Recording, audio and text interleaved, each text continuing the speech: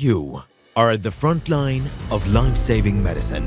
From managing mechanical ventilation and advanced oxygen therapies to navigating complex critical illnesses, this is a field where precision and expertise define outcomes. To excel, you need more than knowledge. You need mastery in applying it under pressure when every second counts. Elevate your expertise. Apply for the fellowship in respiratory critical care. This program empowers you to master mechanical ventilation, advanced respiratory support, and critical care strategies for patients with the most complex conditions.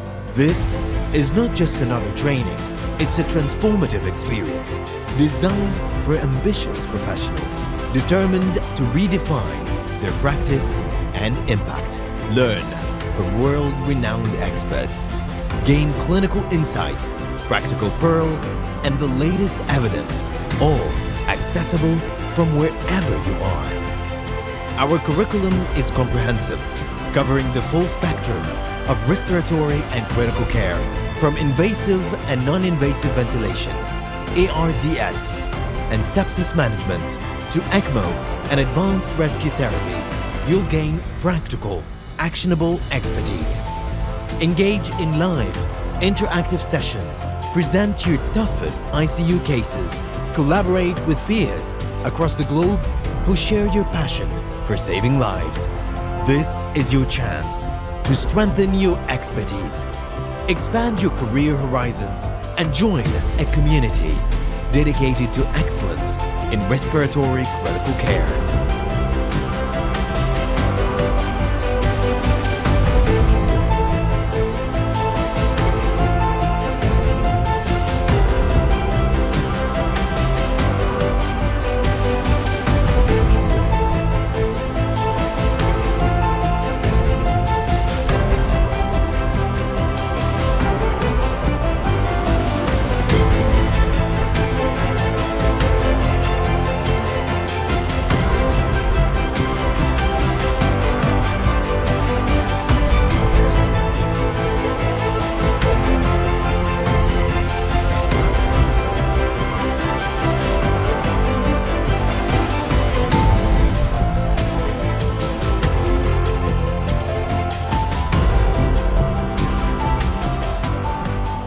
The future of respiratory critical care is here.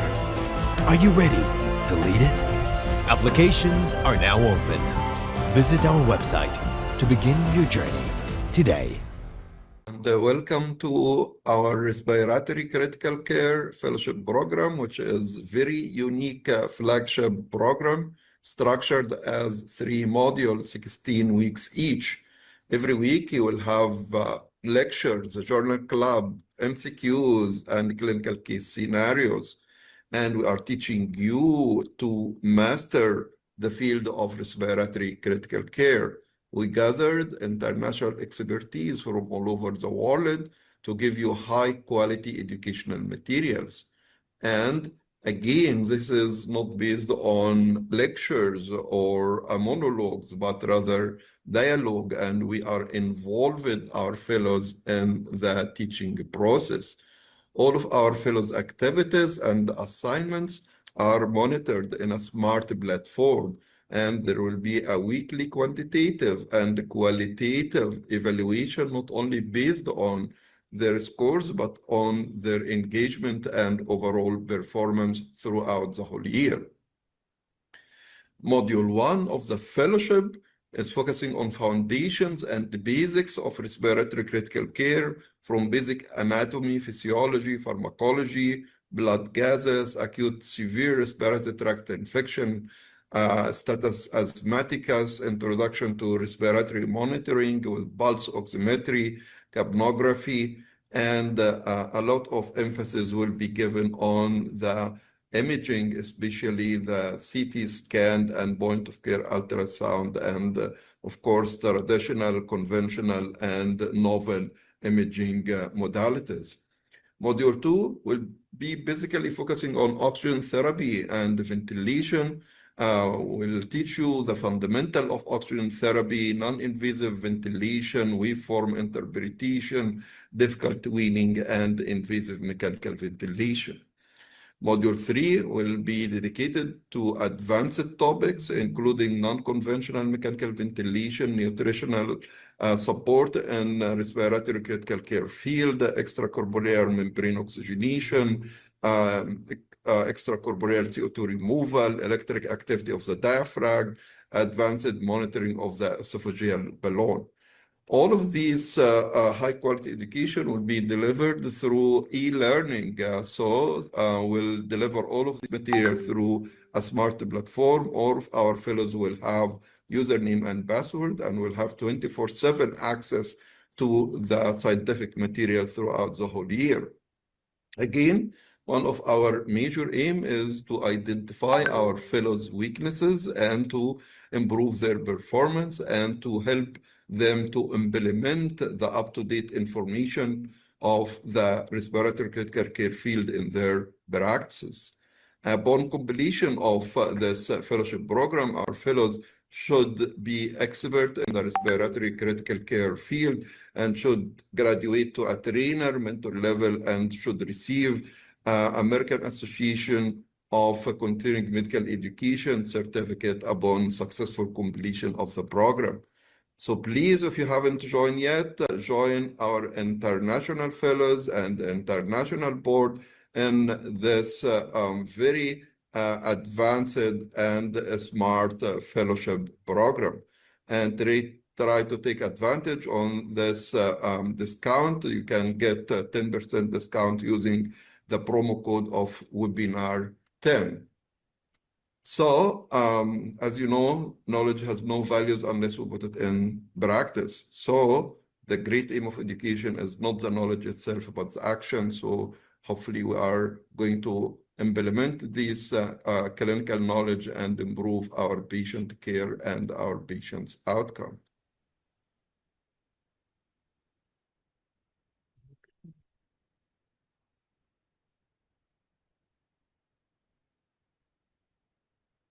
Hello, everyone. Now you are going to introduce our today's webinar. Let's share the screen, just a minute.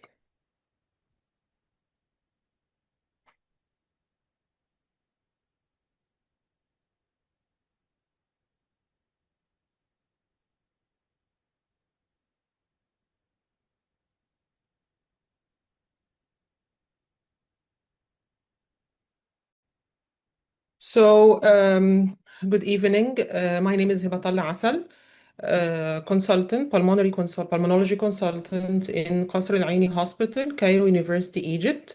It's my pleasure today to introduce this webinar with very exciting topic, which is seeing beyond the ventilator, radiological clues in the ICU. Today we have our distinguished speakers and our moderators. We are going to talk about pulmonary imaging in critical care patients.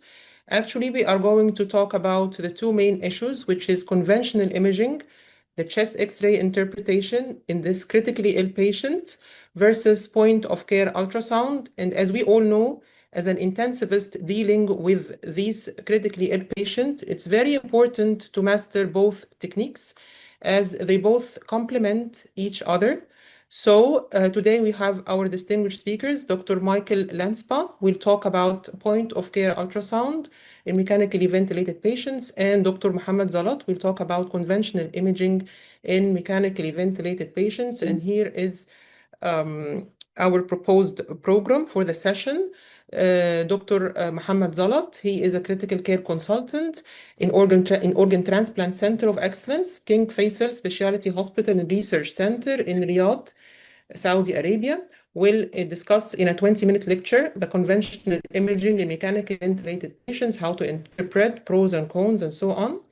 And we have Dr. Michael Lanspa. He's the Director of Critical Care Echocardiography in Intermountain Medical Center, Utah, USA. He has special interest in echocardiography and non-invasive assessment and management in critically ill patients, and he has a lot of research in this field. He will talk about point of care ultrasound in mechanically ventilated patients. Dr. Nagla Mustafa, She is a consultant pulmonologist in قصر العيني Hospital, Cairo University, and she will handle a nice case-based discussion talking about this topic. We have Dr. Mohammed Abdurrab Nabi. He is a consultant of emergency and critical care physician in Dammam, Saudi Arabia. Will handle the Q&A's part. And we have Dr. Abdelazim Al-Dawlatli, consultant and of Department of Anesthesia, King Khalid University, Riyadh, in Saudi Arabia, and he will give us the take-home messages and closing remarks. So feel free to ask questions in the Q&A and type it in the Q&A box. And I remind you that you will have attendance certificates with CME points at the end of this lecture. And you can activate the show caption button for translation of of any other language if you are interested in this. Now we'll start with our first speaker, Dr. Mohammed Zalat. We'll talk about conventional imaging in critically ill patients. Good evening, everyone, and thank you for the introduction. My name is Mohammed Zalat. I'm currently a critical care consultant in the Organ Transplant Center of Excellence at the King Faisal Specialty Hospital and Research Center in Riyadh. I'm a former director of interventional pulmonology at Henry Ford St. John Hospital and Medical Center in Detroit, Michigan. Today I'll be discussing the role of conventional radiology in critically ill patients.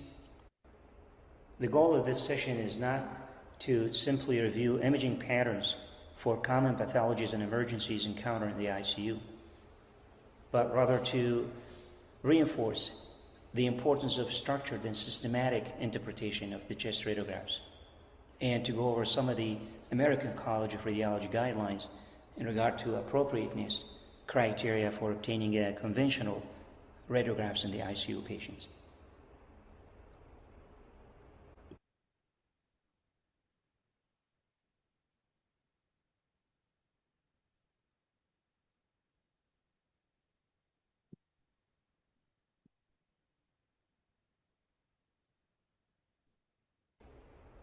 However, interpretation of the conventional chest radiographs is not always as straightforward in ICU patients who often have complex cardiopulmonary pathology. The imagings are typically done in the AP and supine position rather than the ideal PA position. The presence of lines, tubes, and monitoring equipments and devices could obscure some key findings on the chest radiographs, and this makes systematic interpretation essential. With this being said, it's important for critical care physicians to follow what we call systematic or structured approach when interpreting those chest radiographs, and consistency leading to reduced oversight. One of the suggested approaches is to follow the model of A, B, C, D, E, where A for airways to evaluate the trachea and main stems for any abnormalities and evaluate the ET tube position. Moving on to B, breathing or lung parenchyma to assess the parenchymal abnormalities and the pattern of distribution, looking for pleural lines, which indicates a pneumothorax. C for circulation to assess the cardiac silhouettes, cardiac size in the mediastinum, and D for devices including ET tube, NG tube, cannulas, lines, and so on and so forth. And D for diaphragm as well, evaluating the diaphragm for any adjacent opacity which may obscure the hemodiaphragm, for example, in retrocardiac, left lower lobe retrocardiac opacity, and looking for any air under the diaphragm. And E for everything else, to evaluate the bones, ribs, and subcutaneous tissue. One of the main questions is, are routine daily chest x-rays recommended in every single ICU patient? The American College of Radiology in 2021 generated guidelines that clearly and based on clear evidence that routine daily chest x-rays are not really recommended for monitoring stable ICU patients, especially those on mechanical ventilation. Because historically, this was actually the standard of care and standard practice, that we obtain chest x-ray on a daily basis routinely for every single patient on the ventilator. Instead, actually, the evidence was clear that on-demand approach will lead into less utilization of those chest radiographs without compromising the safety or patient's care. The guidelines were supported by ample of evidence, and here are some of the main 3 studies that are utilized by ACR to generate those guidelines. One of the largest meta-analyses published by Oban Zaza back in 2010 looked at more than 7,000 patients. Half of them received routine daily chest radiographs, and the other received the chest radiographs only on demand when the clinical condition permit or warrant. They found no change in mortality or length of stay in the hospital or ICU, and there was no change in the ventilator days. Another study, large study, published by Hedgeblum in 2009, it was a multi-center prospective trial, looked at the efficiency and effectiveness of daily routine chest radiograph versus on-demand. They found that there's a 32% reduction in the use of chest x-rays in those who undergo the chest radiograph on demand without compromising the patient's quality of care or safety. Another large study published in 2006 by Grad looked at more than 2,400 patients combined in SICU and MICU, and they found that only 5.8% of routine chest x-rays demonstrated new or unexpected findings, and of which only 2.2% warranted a change in the management. Now, I'm going to shift gears and discuss some of the common clinical conditions diagnosed by using conventional chest radiographs in the ICU. Pneumothorax is a critical condition that requires an immediate recognition and immediate intervention.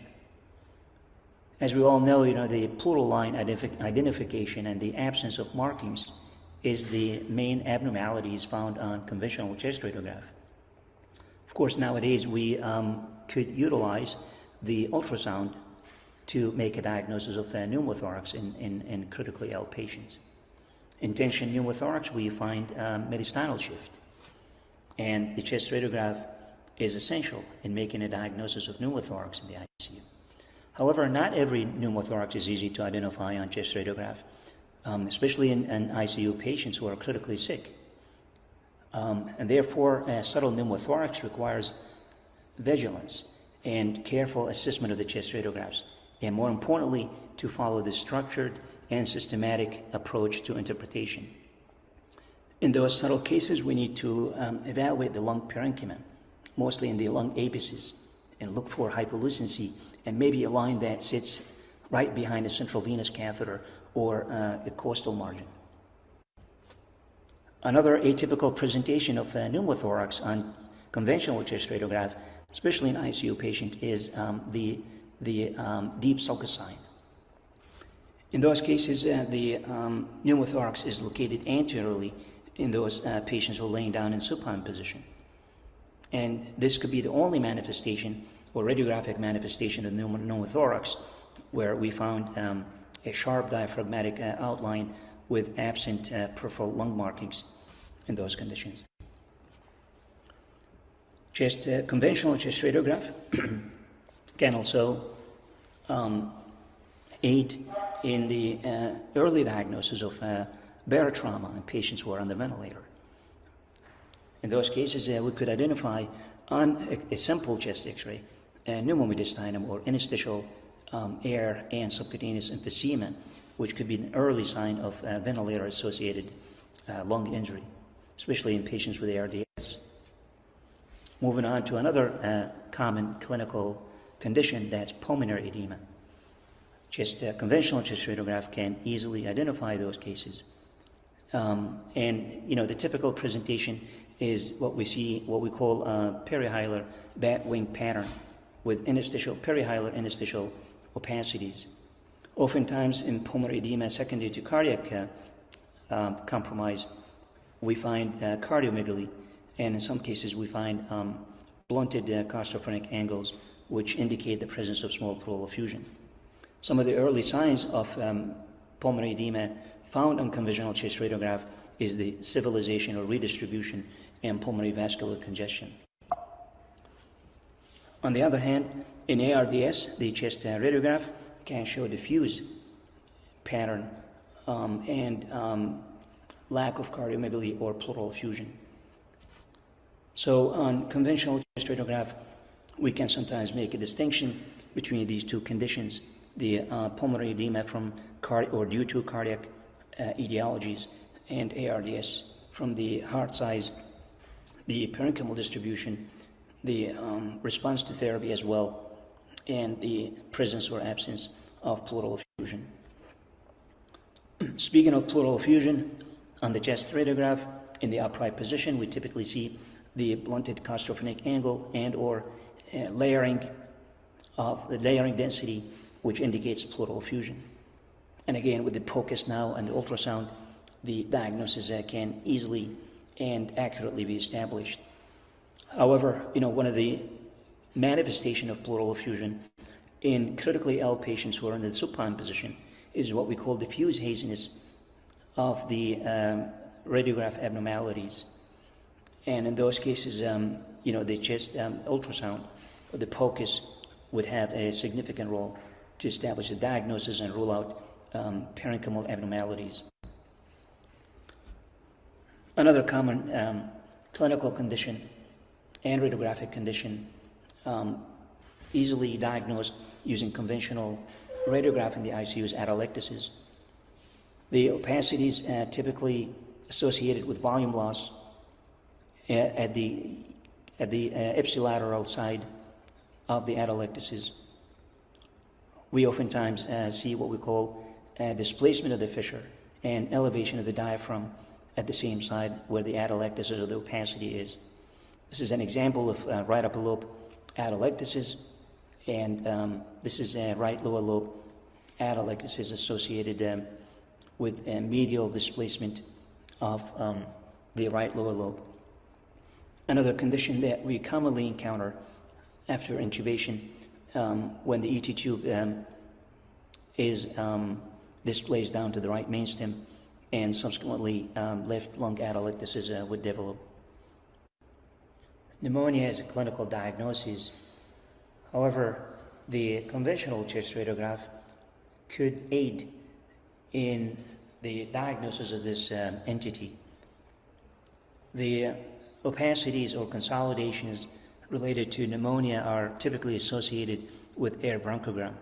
And compared to atelectasis, we don't typically see the displacement of the fissure or the elevation of the diaphragm and or the volume loss associated with atelectasis. And this could help in distinguishing between both entities. Conventional radiographs should follow ET tube and NG tube insertion to verify position and rule out complications. The tip of the ET tube should be located 4 to 6 centimeters above the carina.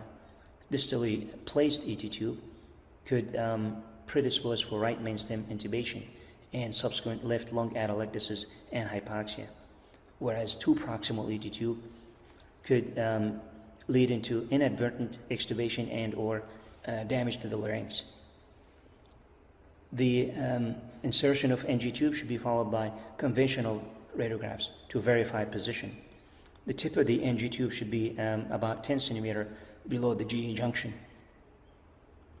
Malposition with placement in the lung could be excluded by obtaining conventional chest radiograph.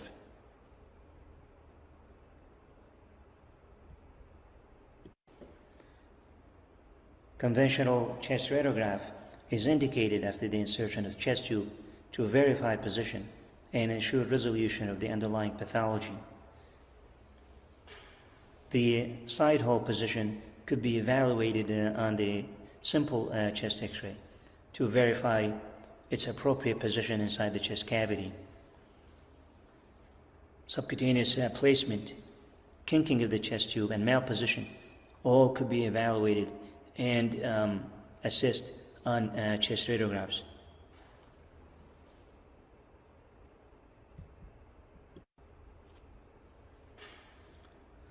Insertion of central venous catheter is very common in critically ill patients. It is indicated that after the insertion of central lines, that a conventional chest radiograph is obtained to verify position. The tip of the central venous catheter should be located at the cavo-atrial junction. Too distal placement can predispose for arrhythmia and, in rare cases, perforation, whereas proximal insertion or displacement could lead into vascular injuries and or thrombosis.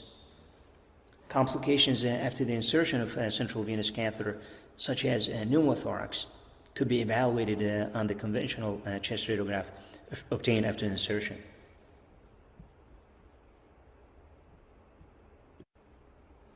The use of ECMO has markedly increased over the past decade or so, and in this day of age, most institutions offer ECMO modality to their critically ill sick patients. The position of the cannulas is typically verified using conventional radiographs. The distance between the drainage and return cannulas is critical, as short distance, particularly after transporting patient to radiology or turning patient in bed with subsequent hypoxia, indicate the presence of recirculation. Malposition of ET tube could be found in 12 to 46% of cases. And for central venous catheter, the rate of malposition is at about 10%. Misplaced angitube in the lung or mid or proximal esophagus can have a significant safety implication. Based on these data, the American College of Radiology published their guidelines in 2021 and recommended conventional chest radiographs after intubation, central venous catheter, and NG tube placements. So the take-home messages from my presentation is that the conventional radiographs are still the cornerstone in managing critically ill patients in the ICU. The systematic and structured interpretation of conventional radiograph along with the clinical correlation is extremely important. Based on the current evidence and societal guidelines, routine daily chest X-ray is no longer indicated for every single patient in the ICU, even in those who are on the ventilator, as long as patients are stable. The on-demand strategy, however, is strongly recommended and should be implemented. Thank you for your attention, and I'll be happy to take questions. Thank you so much, Dr. Muhammad, for this nice illustrative presentation. Now it's time for the Q&As will be at the end of the talk. Now, Dr. Michael Lanspa will talk about point-of-care ultrasound in mechanically ventilated patients. He has specific interest in the echocardiography and the ultrasound in managing and diagnosing patient in critically ill patient. He's also the director of critical care echocardiography elective course in Intermountain Medical Center, Utah, USA. Now we will start his speech. How we can use POCUS and critical care ultrasound to help manage ventilated patients. I have no financial conflicts of interest relevant to this talk. So how can point of care ultrasound and echo guide ventilation? There's a couple of applications. First of all, we'll talk about how we can use it to diagnose hypoxemia. Then we'll talk about the role of ultrasound in alveolar recruitment and targeting PEEP. And then we'll talk about how ultrasound can also be used in diagnosis and management of impending hemodynamic compromise that can occur when you are doing recruitment or higher PEEP. And then we'll talk about guiding diuresis as well as guiding extubation. This is not meant to be comprehensive, but mainly to give you an overview of some of the current literature so you can dive deeper on your own. So as far as diagnosis of hypoxemia, this is perhaps one of the first applications of lung ultrasound, and this has been described in multiple different protocols, but one of the ones that is probably most insightful is the one that has been characterized by Daniel Lichtenstein, the Blue Protocol, which characterizes different types of causes of hypoxemia or respiratory distress in certain patients by looking at how the lung behaves, whether we're talking about lung sliding or pulmonary edema with B profiles. And we'll show a couple of these images. These should be pretty familiar for most people, although this was cutting edge 40 years ago. This is now probably standard for most people. So to give you an idea of an example here, this is an example of pulmonary edema. We see B lines here, which are vertical lines that are moving down. They are moving with the pleura. You see this pleural line right here, this bright white line, and these vertical artifacts here. And what this is essentially a ring down or reverberation artifact as the ultrasound wave bounces around between an air fluid level as the interlobular septa is thickened from extravascular lung water. This has been described to be associated with extravascular lung water, both for cardiogenic and non-cardiogenic pulmonary edema. This has been well characterized in plenty of literature. We also can see causes of hypoxemia, including pulmonary consolidation. This right here, we see a consolidated lung. Sometimes this is referred to as hepatization of the lung, where the lung starts to look more and more like a liver. And within here, we can see aerated lung, and we can see consolidated lung. The aerated lung causes this artifact where we see obscuration of all the stuff distal to it, where we see the bright white lines, some B lines, and nothing beneath it right here. And then here we see the consolidated lung, which is gray or black. And we can actually see air bronchograms inside here. So we see this with consolidation, pneumonia. We see it with atelectasis, bronchial obstruction, as well as main stem of the endotracheal tube. Why might we see this? Well, if you have atelectasis, the lung will have no aeration, and we'll also see a similar effect that will look similar to consolidation. Now we can also see other causes of hypoxemia that can occur when we do a bubble study. And so we can see here, this is a person who has received some some agitated saline, and we see some bubbles that appear in the right side of the heart, but we also see some of them appearing on the left side. And so this can be done in patients who are mechanically ventilated with hypoxemia to assess whether or not there's presence of a right to left RV shunt. And this should be a fairly common test that can be done at bedside, either with a bedside POCUS or with formal echocardiography. So aside from diagnosis, we can also use lung ultrasound to help guide ventilator settings. Now, historically, we used to use assessments of pulmonary compliance by doing pressure volume loops on the ventilator. We could calculate the transpulmonary pressure using this lung hysteresis curve. And that's not to say that we don't still use this, but there are other techniques. I would say that many non-intensivists who manage critically ill patients, as well as many of the younger physicians who are less familiar with this era of pulmonary ventilator management, often have just managed with 6 cc's per kilogram of ideal body weight and have often not paid attention to the pulmonary compliance until we get to the extremes. So what we can look at here is we can do assessments. One way of assessing whether or not the lung is atelectatic or in need of recruitment is to do a CT scan. Now the problem with that is we have to transport the patient to the CT scanner, as well as if we were to do this multiple times a day, that's a lot of radiation to the patient, as well as probably increased cost. The other way to do it is to look at these static pressure volume curves, which as we've described above, This is less commonly done than I think it was done 20 years ago. Part of the reason for that is because to do this well, we typically require deep sedation or muscle relaxation. And in modern critical care management, we often avoid a lot of this deep sedation or muscle relaxation, or at least we avoid it to try to get this measurement. We might do it for other reasons, but we try to run a lot of our patients here with less sedation and avoidance of neuromuscular blockade. So one other possibility here is to use lung ultrasound. And as mentioned earlier, when we looked at the types of lung ultrasound, we can see aerated lung, which looks like this right here. This is called an A line, where we see regular reverberations, horizontal, and this is the pleural line, and this is a reverberation or reflection artifact right here of that pleural line, and again and again. And basically we see this in aerated lung. We can also see some B lines here. This is someone who's got some moderate volume loss, where there's some evidence of pulmonary edema. And we can also see more B lines as they start to become confluent, and we would call this severe loss.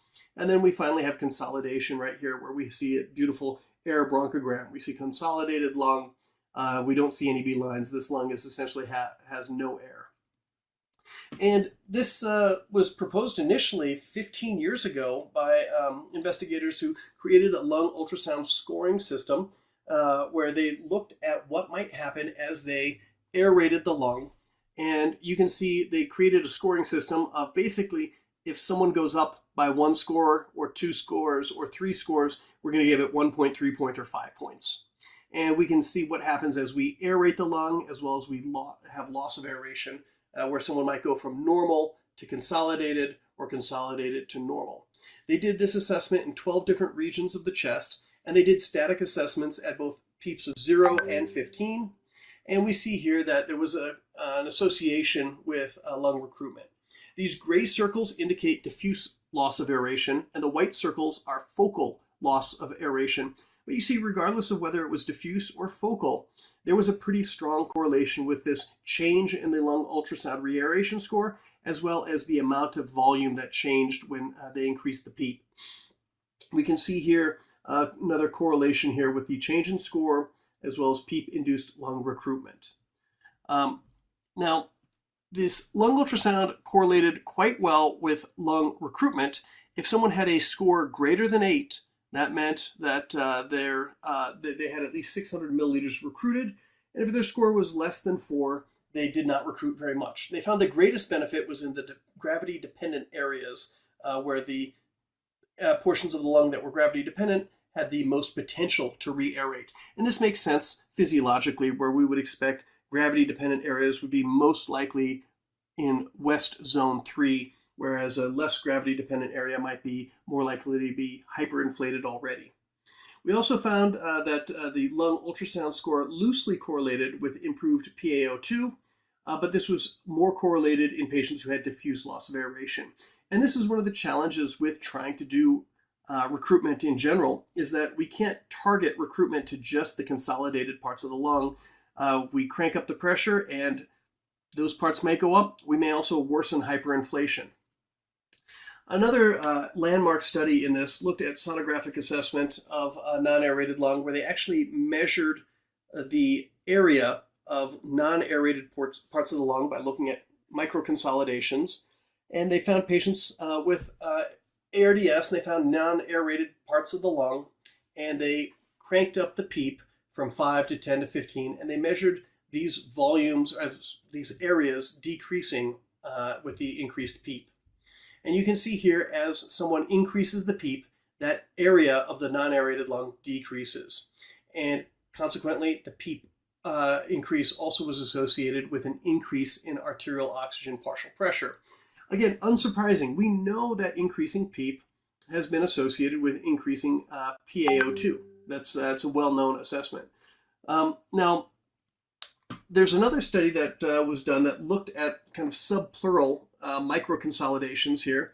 And you can see here these tiny hypoechoic areas that are just in the subpleural area using a linear probe.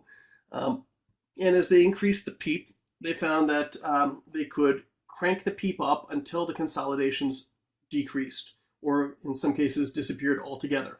And in this case, we see a distance here that has slowly decreased until finally, with the PEEP of 14, that microconsolidation has decreased completely. An extreme of this is a case report here that was actually, I believe, not published, but was put on Twitter by Robert Arntfeld, where they had a patient who had a severe hypoxemia. They were considering cannulation for VV ECMO, but instead decided to do an extreme recruitment maneuver under the guidance of ultrasound. And you can see here a 60 centimeter of water recruitment maneuver, and now we have aerated lung. Now it's still edematous, but that went from full consolidation to B-line prominence. And I'll just play that again right here. We can see from consolidation here, and as they crank up the PEEP for 60 seconds at 60 centimeters, we now have edematous but aerated lung, and the PF ratio increased significantly. This patient was able to avoid ECMO. Now this recruitment maneuver, I think, makes a lot of people very uncomfortable. It's an extremely high pressure for an extremely long time. As far as whether or not we can use ultrasound to guide PEEP titration, there are a couple of studies that have been done in the intervening time period. One of these was done looking at patients with COPD that were undergoing laparoscopic surgery. And as you can imagine, patients with COPD are probably more susceptible to lower lung atelectasis or compression as the laparoscopic surgery insufflates the abdomen. They found that with lung ultrasound, they were able to result in an improved PF ratio as well as improved chest or lung compliance. Another study looked at 40 patients who were undergoing laparoscopic bariatric surgery, and these were obese patients. They found that lung ultrasound guided titration also resulted in higher PaO2. Now, both of these studies compared this to a standard PEEP titration compared to lung ultrasound. There are a couple of studies, one of which was done in Cairo with 65 patients, 50 of whom had a lung ultrasound recruitment and 15 of whom had a standard lung recruitment. And these were patients with ARDS, and they found that the lung ultrasound guided recruitment resulted in increased PEEP, increased opening pressures, increased PF ratio, as well as increased lung compliance. They also found that recruitment was associated with increased tricuspid annulus planar systolic excursion, which is a common measure of RV function. I would express some caution with interpreting this. This does not necessarily mean that the RV is improved in function. It may be that this is a result of increased RV preload from the increased pressure, but at least it suggests that there's not massive RV collapse with this increased recruitment, that the thresholds of pressure that they chose were not so much that it caused full-on RV failure. As far as applying these, it's really unclear what is the best method to use as far as managing your patient in the ICU. These are very promising studies, but it's really unclear what to do with this. One protocol recommended increasing the PEEP until their lung ultrasound scores improved. Another protocol started with a high PEEP and then they decreased it until the lung ultrasound score worsened or the PF ratio worsened. And then regardless of either of these, recruitment still remains controversial, and the current guidelines still advocate against routine lung recruitment. And one of the reasons for that is what we're going to see right here, which is the hemodynamic compromise that can occur. And this is a classic study. This is one of the older studies in point-of-care ultrasound done by V.R. Barone and colleagues. And about 1/3 of patients with ARDS develop cor pulmonale, and that's associated with higher mortality. And just to give you an idea of what happens, you can see changes here as someone does a recruitment maneuver where the RV end diastolic area or volume will increase, and you may get sudden changes. And just to illustrate that, I'm going to show you a case right here where we have a patient who has what looks like a cor pulmonale with ARDS, and this was a result of positive pressure ventilation. To show you another example here, this is a patient where we have the same patient and we see what happens with the recruitment maneuver. As the PEEP increases, vena cava bulges and the RV goes from normal to enlarged. Now you still see it looks like this person still has decent function, but we see big changes here. And this might precipitate left ventricular decrease in preload and may precipitate failure. So we need to be careful when we are doing any sort of increase in PEEP or increase in pulmonary recruitment. And this is the study I want to emphasize when we think about lung recruitment. This was the ART study, a Brazilian study that found that there was higher mortality in patients who had lung recruitment and higher titrated PEEP compared to low PEEP. Now, there's plenty of other studies to suggest that high PEEP by itself is not necessarily the problem. And so the supposition here is that lung recruitment was the problem with increased mortality. Consequently, the American Journal of Respiratory and Critical Care Medicine and American Thoracic Society recommendations right now are against routine lung recruitment. So whether or not lung ultrasound offers some improved lung recruitment, the general guideline is still avoiding lung recruitment as a general routine management.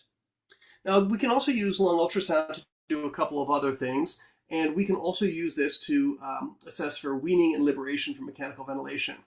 And I'm going to point out one of these, which is looking at critical care echocardiography, which is an assessment of diastolic function. There are two studies I'm thinking of, one of which looked at 45 patients with ARDS who were being diuresed, and they found that a low EDE prime predicted intolerance, meaning these patients were likely to develop fluid, hypotension, or acute kidney injury. Another study found that patients with ARDS who had a normal ejection fraction and passed a spontaneous breathing trial, if they had a high EDE prime, this was associated with weaning failure. And this makes sense if you think of the EDE prime as essentially a non-invasive pulmonary artery occlusion pressure. A low EDE prime would suggest low LV preload, and a high EDE prime would suggest high LV preload. Now, it doesn't mean that the golden spot is to get between 6.9 and 7.8, but it is something to recognize that we may find some assessments here for fluid status when we're trying to wean a patient from the ventilator. And one way I actually applied this is to think about this in principles of diuresis tolerance. Just like the Frank-Starling curve, where we think about fluid responsiveness, we can think about diuresis tolerance. And this is one of my favorite studies by Xavier Monet, where they had done a passive leg raise to test whether or not someone could tolerate dialysis. And they did a passive leg raise and measured cardiac output using non-invasive devices or minimally invasive devices. And if there was a big change in the cardiac output, that person was likely on the steep part of the Frank-Starling curve and were more likely to be hypotensive. I applied this also using ultrasound for assessments of passive leg raise. And if I see a patient who has a big change, I am less likely to be aggressive on the diuresis compared to those who have no change. We can also look at diaphragmatic behavior, and there's plenty of literature on this. One way to look at this is diaphragmatic excursion, which is the amount of displacement that occurs during the patient's maximal effort. Now, it can depend on the position and the angle of the ultrasound probe, which is why I think there's some challenges with reproducibility on this, and it really requires a lot of operator expertise. Less susceptible is the tissue Doppler of the diaphragm. This requires more expertise, and that is a less commonly used device, but it offers some advantage over diaphragmatic excursion as it's looking at rates of change in the peak velocity, and this peak velocity of the diaphragm correlates well with transdiaphragmatic pressure as well as the pressure time product. It correlates well with the tissue Doppler for the relaxation rate as well, and we can see here the speed of the diaphragm moving up and the speed of the diaphragm moving down correlate with contraction and relaxation. And these also differentiated well between patients who succeeded versus failed extubation and weaning due to having patients who had success were more likely to have higher peak contraction, higher relaxation, and maximal relaxation rate. We can also look at diaphragmatic thickening. Here we use a high-frequency linear probe in the 9th intercostal space, and we can calculate the thickening fraction. It should be greater than 2 millimeters thick, although what is probably more reliable is to look at percent thickening. Percent thickening of about 30 to 36% is associated with successful weaning. Now keep in mind there are some challenges that can occur where it can even occur where you might have thickening from ventilator-induced pressure changes just from passive ventilation. So ideally this patient should be on pressure support ventilation when you're assessing them. So in summary, we can use lung ultrasound to manage the ventilator. The physiology of this is certainly valid, but we don't really have good evidence to justify using this to guide ventilator management at this time. Lung ultrasound is only one part of the assessment. We should also think about cardiac assessment for cor pulmonale, E to E prime, as well as diaphragmatic assessment. And as I mentioned earlier, there's controversy about whether or not we should be targeting oxygenation or whether we should be targeting lung mechanics like lung compliance, pressure volume curves, driving pressures. And the current recommendations favor higher PEEP, but not necessarily recruitment maneuvers. So whether or not lung ultrasound may offer some benefit, it's still probably not within would not be consistent with current guidelines to recommend recruitment maneuvers for most patients. And with that, thank you very much.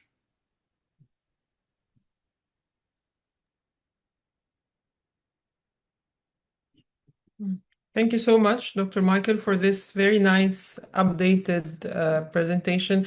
Actually, a point of care ultrasound for me as a pulmonologist, I find it is very crucial for all physicians in order to learn, as it's being bedside and instant modality for diagnosing a lot of pathologies, especially pleural effusions, pneumothorax, and consolidation, especially in pregnant patients, in children, even outpatient settings. I usually do it on a daily basis. I just want to ask a question for the PEEP titration in ARDS. If we are going to use the ultrasound for the PEEP titration, how do you differentiate if this is the optimum PEEP or there is some sort of overinflation? I mean, overdistension and overinflation due to high PEEPs, I think it's very difficult to detect by ultrasound. So how do you overcome this problem from your practice, Dr. Michael? Dr. Michael is here. Can you hear me?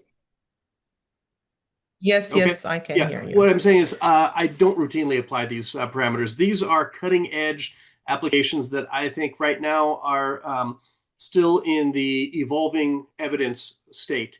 As far as using ultrasound to titrate PEEP and have an ideal PEEP, I still rely on lung hysteresis curves when available. I will take a look at lung ultrasound for extreme examples where I might see someone who's completely atelectatic, but I don't routinely use this in my management because there's very little data for this. I'm presenting a handful of studies that have shown that you can increase PaO2. Great. We know that recruitment increases PaO2. We know that PEEP increases PaO2.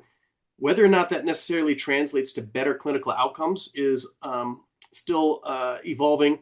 And so I don't routinely apply this in my patients. I think what helps is to have routine algorithmic care. And so just because I can use POCUS, if none of my colleagues can do that, that doesn't mean good management for the patient. I want something where the respiratory therapist, the physician, the nurse, everybody understands the plan. And for that, we typically will rely on a protocolized approach that does not use ultrasound. Okay, thank you so much. Now it's time for the case-based discussion with Dr. Nagla. She will handle a case that is related to the topic of today.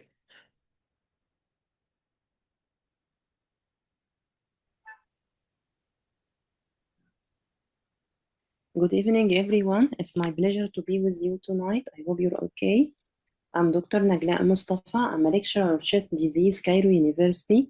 I'm here tonight to present this case of a female patient, 55 years old, presented to the emergency by disturbed conscious level. Her Glasgow coma scale was 8. She was feverish with a temperature 40 degrees, tachypneic 35 breaths per minute.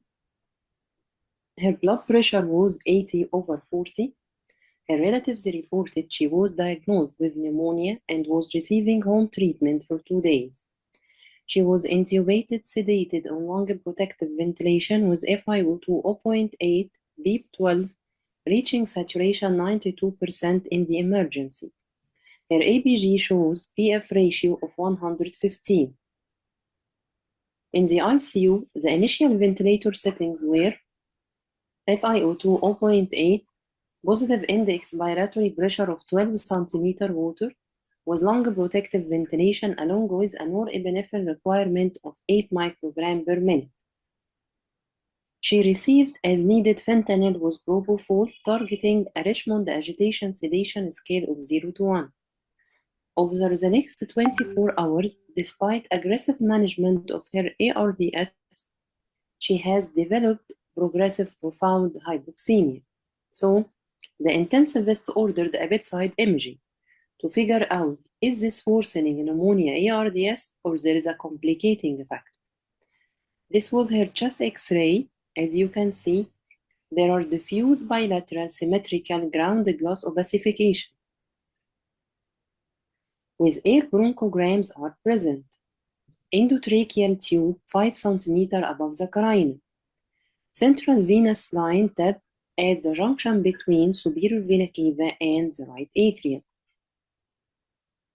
So, in your opinion, what are the limitations of bedside chest X-ray in this lady? Is it because A, it cannot tell if this is worsening ARDS atelectasis?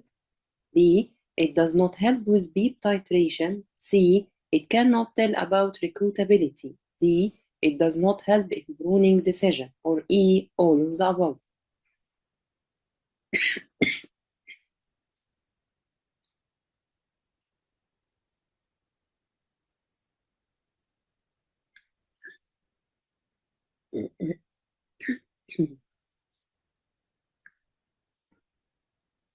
This is a comprehensive thoracic and cardiac POCUS for her.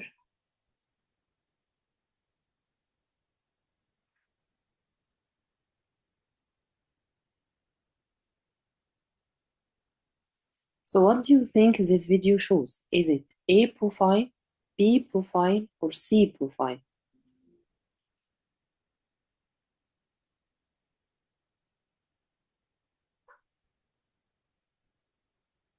These are photos from her bedside POCUS.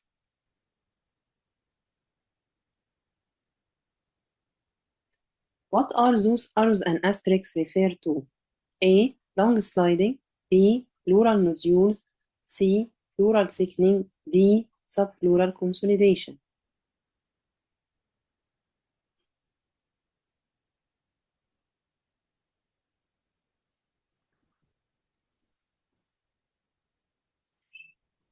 This parasternal and substernal view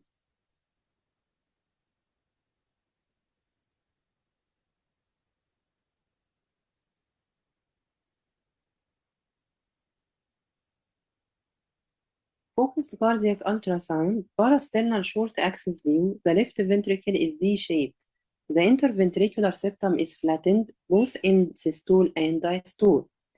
The apical four-chamber view, the right ventricle is severely dilated, larger than the left ventricle, with ratio between them more than 1.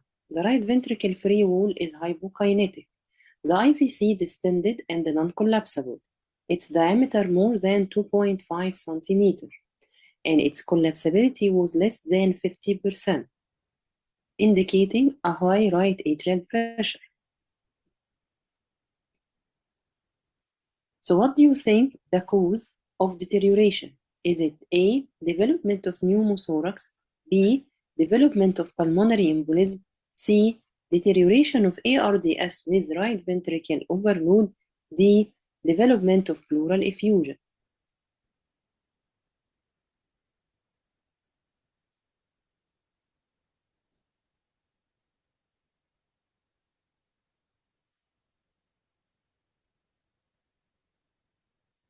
As regards the first question, what are the limitations of bedside chest X-ray in this lady? It's all of the above. As limitation and unanswered questions from the chest X-ray, it looks uniformly bad. Are there any recruitable areas? I can't tell. It cannot distinguish between pulmonary edema, ARDS, and atelectasis. It gives no information on why it's worsening. Is it progression of ARDS or new complications like pneumothorax, massive atelectasis, or pleural effusion? It does not help with beep titration. It also does not help with prone position decision.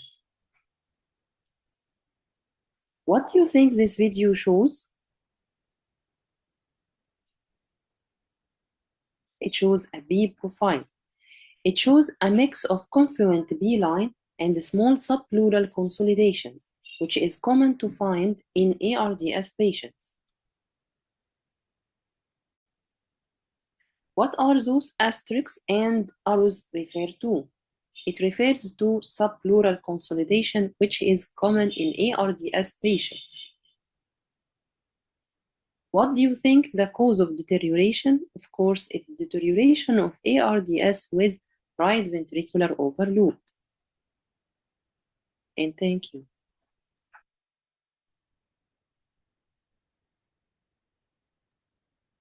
Thank you so much to our excellent speakers. Very well presented, mashallah. So tonight we have explored two powerful imaging modalities, conventional X-rays versus bedside ultrasound. And to me, it's like the clash of two generations. Like chest X-ray comes from the generation before me, and ultrasound comes from the generation after me. So I'm like in the gap. And it's always interesting to see the difference in opinions because we believe chest X-ray could be the holy grail, but then we started believing that ultrasound is replacing it soon, or maybe it has already replaced it. So with that being said, the real question is, when they disagree, who wins, chest X-ray or ultrasound? I guess we can open the floor for discussion. We have a plethora of questions in the Q&A session. Some of them have been answered in text, but I think the group deserves a verbal answer, for everyone to hear. So, and the first question was, how can the batwing sign of pulmonary edema be differentiated from that of viral infection and heart failure? And I think that's for Dr. Lanspa. Sure. As I mentioned on the written chat, if you see B lines on lung ultrasound, that's typically extravascular lung water. What it really is thickening of the interlobular septa, and there's a variety of things that can cause that. Now, if I see bilateral, diffuse, homogeneous, gravity-dependent B lines, that is more likely cardiogenic. I can also look at echo to help make that assessment as well. If I see viral illness, typically a lot of viral illness, like specifically COVID, is notable for having a lot of pleural-based lesions. And so you may see pleural microconsolidation or an irregular pleural line. You will also potentially see asymmetric or non-homogeneous or heterogeneous presentation, where you'll see a spot that has several B lines up in one area and then another spot right next to it that has none. And you might look at the right versus the left look very different. Again, none of these things are perfect, but if you have all of these with the correct clinical presentation, it makes the diagnosis much more, much simpler. I think this If you don't question mind is for Dr. Zolt as well. Yeah, go for it. Yeah, Dr. Muhammad, I'd like to throw a comment here too. So the bat wings, this is actually, it refers to radiographic abnormality, mainly seen on the chest radiograph. And like I said, it refers to central distribution of the interstitial infiltrates in the perihilar region. And that what gives the name of bat wings. How we differentiate this from viral illnesses, sometimes it's not easy, but the viral illnesses is more of a diffuse and patchy infiltrates, like Dr. Michael indicated. It may hit the lung periphery as opposed to the central portions of the lungs. So the patchy peripheral scattered bilateral infiltrates is more of a viral illness, whereas the bat wings, quote unquote, central perihilar interstitial infiltrates is more of a pulmonary edema related bat wings. Nice. Thank you so much, Dr. Zolt. I'd like to throw in some more spice to this question as well. And I know we haven't discussed the modality of CT scan, but remember, Dr. Zolt, when, 5 years ago, when some institutions actually used CT scan upfront from the ER to diagnose COVID, because it made more sense than a chest X-ray. And obviously, at the time, it made more sense than waiting for 24 hours to get the COVID swab. So what do you make of that? CT True, scan. I think on the CAT scan, definitely the distribution of the parenchymal abnormalities are more delineated and more defined. And hence, I think you could get a better picture, a better understanding of the underlying pathology compared to a chest radiograph.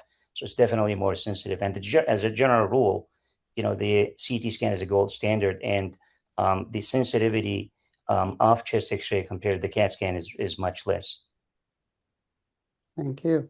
So the next question, it's pretty long. It actually has a case, but the gist of it is he needs to know about the causes of pneumothorax or atelectasis in a patient on mechanical ventilation. Yeah, I think I could answer this question as well. So in general, pneumothorax in patients who are on the mechanical ventilation, mechanical ventilator are usually secondary to barotrauma. We see that commonly in ARDS or even in COPD patients who may be treated with higher volumes. So the vast majority of pneumothoraces in ventilated patients are barotrauma related. Of course, it could be secondary to central line placement, iatrogenic or device placement. As far as the atelectasis, this is likely related to mucus plugs. And again, mucus plugs in ventilated patients are relatively common. It depends on the underlying pathology. Pneumonia and infectious processes may generate more mucus, and mucus plugs are more common compared to pulmonary edema, for instance. But these are the common scenarios. Great insight, but I'd like to add also another point for this. Now, remember as well the days when we used to put people on BiPAP at the alpha season of COVID, and then they developed pneumothorax on BiPAP. So before we actually intubated them, and before they had high pressures, and most of the time their BiPAP pressures are like 15 or something, so they're not that high anyway. So I guess there's something else which we're not measuring, which is the transpleural pressure and the dyssynchrony that these patients commonly have, the ARDS patients. Absolutely. This is actually a good point. Besides, I'll probably add that the underlying pathology, because sometimes even without any positive pressure ventilation, patients who have underlying, a necrotic lung process, for example, they may pop pneumothorax even spontaneously. So the underlying pathology and the underlying disease and the lung parenchymal abnormalities may definitely play a major role. Right. So the next question goes to the best PEEP in heart failure. So basically PEEP titration question. And I guess this was mentioned in the ultrasound lecture, Dr. Lanspa. I mean, the answer to all of these questions is it depends. What is the best PEEP? It's whatever is needed to keep the patient alive.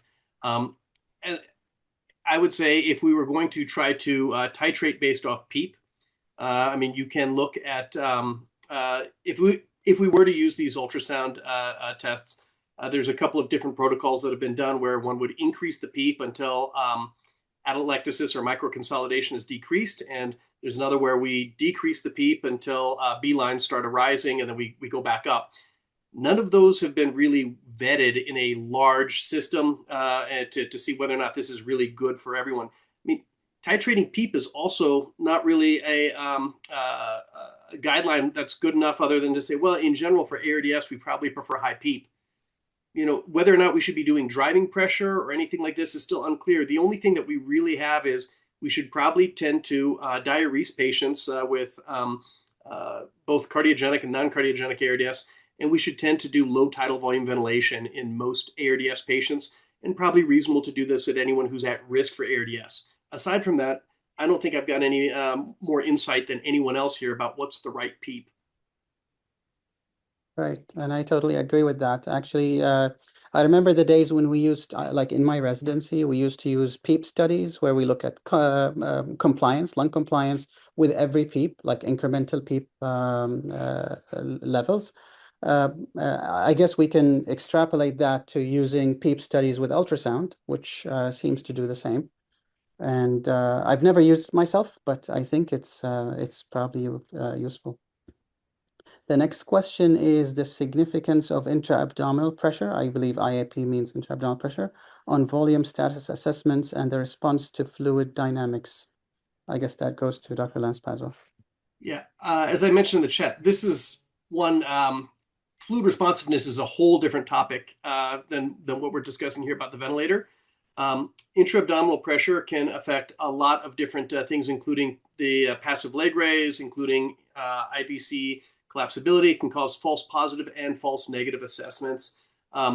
So I would say it's one of the cases that you should use caution. If you want, I put a link in the chat about some of the limitations for vena cava collapsibility by Gabriel Villa from POCUS, excellent review article.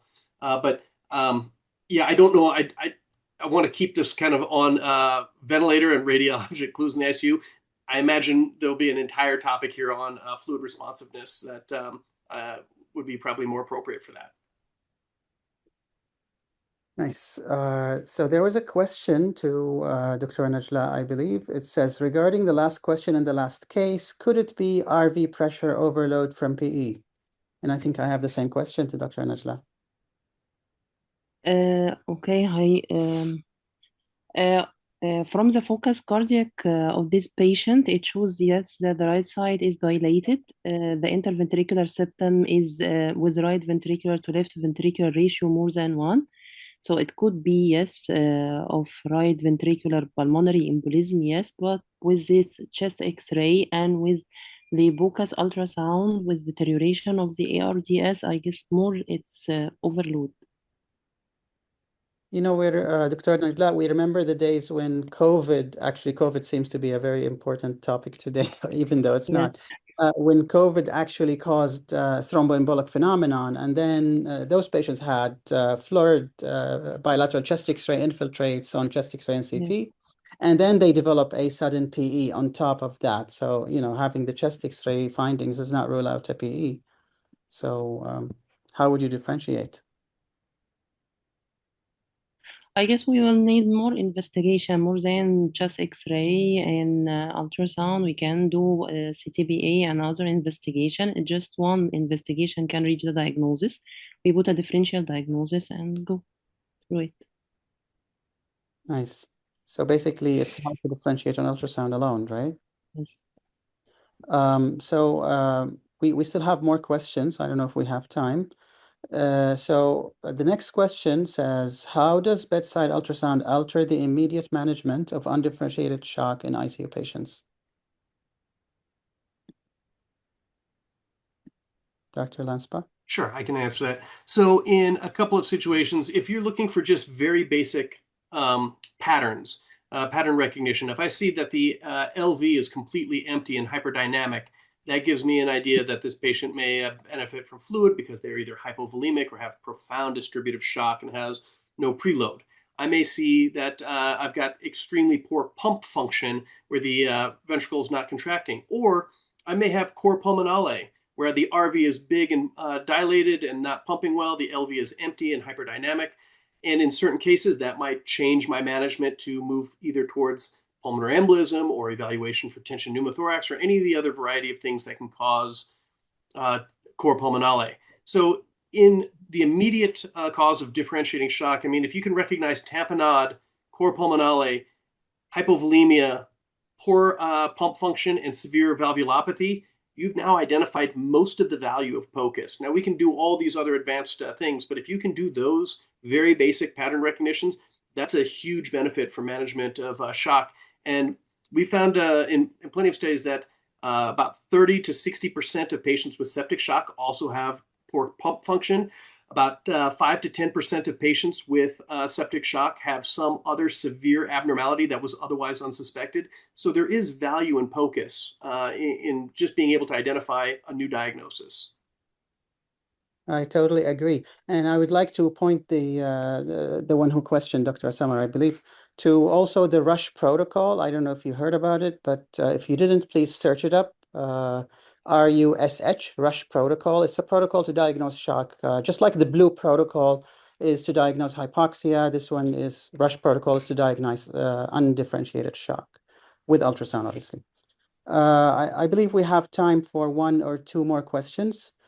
So the next question is, so this is advanced. It says about AI-driven pattern recognition on serial chest X-rays. That's for Dr. Zolt. Well, I think this is a sort of a work in progress. You know, AI now is kind of involved in every process, and obviously in medicine, it's emerging. I'm aware that actually some institutions began to incorporate the AI in their imaging studies in terms of reading or identifying, for example, lung nodules, incidentals, so on and so forth. Like I said, this is still premature and not yet a prime time, but I can see that this is an emerging process in the next probably 5 years or so. And it could be much faster than 5 years. You've seen the progress of ChatGPT over the past 1 year only. Okay, I think that ends up the Q&A session.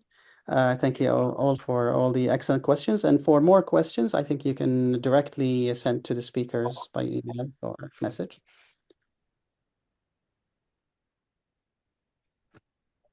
Okay, I can share now the conclusion remarks.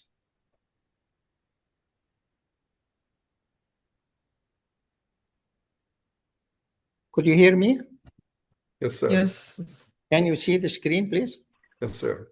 Yes, thank you very much. Thanks for these interesting topics of today, and I'm glad that I attended it. It's a nice presentations, including the chest X-ray in the ICU setting, as well as the lung ultrasound. Besides the case presentation, which was very practical presentation. Just I'll go for the conclusion remarks because of these constraints of time. So I'll go for the key aspects of the ICU and chest X-ray use. The recommendation, as mentioned by the speakers, move from daily routine to on-demand. And the indicated scenarios like sudden drop in oxygen saturation, change in ventilator pressure, following tracheal intubation, central line or chest tubes. Advantage for routine chest X-ray, early unexpected detection of complications like pneumothorax and malpositioned tubes. Disadvantage of routine, high cost, radiation exposure, and risk from moving unstable patients. The best practice, as indicated by the speaker, using the ACR guidelines, restrictive approach, is considered safe and effective. Moving to the ultrasound or lung ultrasound, the routine use of lung ultrasound in the ICU has become standard bedside point of care for rapid, high accuracy diagnosis of respiratory failure. It enables immediate radiation-free evaluation of pneumothorax, pulmonary edema, pleural effusion, and consolidation. The advantage of lung ultrasound, portable, non-invasive, repeatable, and avoid radiation and patient transport.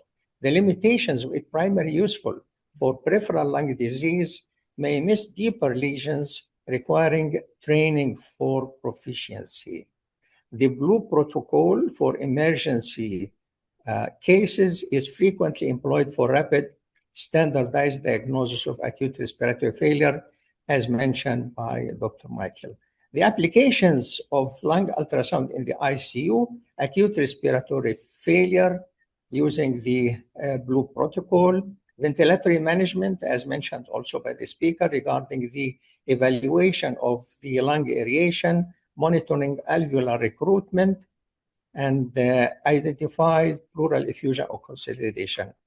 The weaning assessment also is important during weaning process, predict extubation success or failure by assessing lung aeration during spontaneous breathing trial, identifying weaning-induced pulmonary edema as well.